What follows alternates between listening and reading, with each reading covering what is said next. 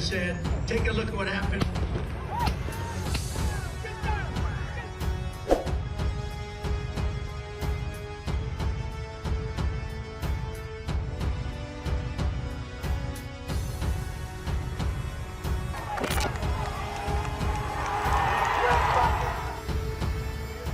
총격 사건을 겪은 트럼프 전 미국 대통령에게 이란의 암살 첩보가 있었다는 사실이 전해졌습니다. 미국 당국은 몇 주 전부터 이란이 트럼프를 암살하려 한다는 첩보를 입수했는데요. 이로 인해 비밀경호국이 트럼프 전 대통령에 대한 보안을 강화했다고 했습니다. 트럼프가 피습당한 주말 전부터 비밀경호국과 트럼프 선거 캠프는 이란의 암살 위협을 인지하고 있었는데요. 비밀경호국 관계자들은 트럼프 선거 캠프의 야외 집회를 열지 말라고 거듭 경고해왔습니다. 야외 집회의 통제가 더 어렵기 때문인데요. 실제로 비밀경호국은 120m 바깥에서 날아오는 총알도 사전에 통제하지 못했죠. 범인이 트럼프 암살에 실패하긴 했지만 경계를 강화하고도 경호가 실패했다는 점에서는 이견이 없습니다. 이란이 트럼프를 노리는 이유는 지난 2020년 솔레이마니 사살 사건 때문이라고 전해집니다. 당시 미국은 트럼프 전 대통령의 명령으로 이란 혁명수비대 사령관 가셈 솔레이마니를 암살했죠. 솔레이마니 사령관은 이란에서 반미와 반이스라엘을 상징하는 영향력이 강한 인물입니다.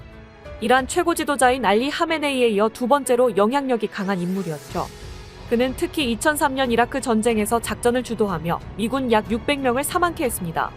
이란이 엮인 모든 전쟁과 분쟁에 등장하는 솔레이마니 장군은 자국에선 영웅이었지만 미국에겐 눈엣 가시였는데요.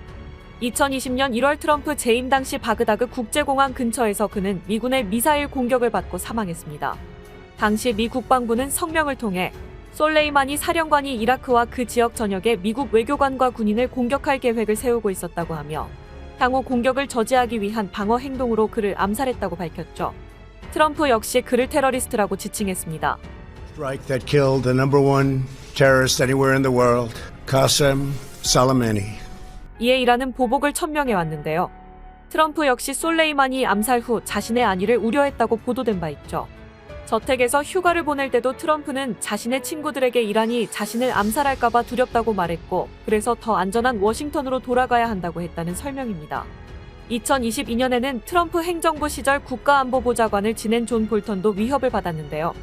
그를 살해하기 위해 청부살인업자를 고용하려 한 혐의로 이슬람 혁명수비대 대원으로 추정되는 사람이 기소됐습니다. 미국 검찰은 이 사건이 솔레이마니 암살에 대한 보복일 가능성이 있다고 밝혔죠. 마이크 폼페이오 전 국무장관 역시 암살 음모의 표적이었다고 전해집니다. 미 정보 당국은 솔레이마니 죽음 이후 이란이 전현직 미국 정부 고위 관계자들을 노리고 있다고 경고해왔는데요. CNN은 사안에 정통한 소식통을 인용해 최근 들어 그 위협이 상당히 증가하고 있다고 보도했습니다.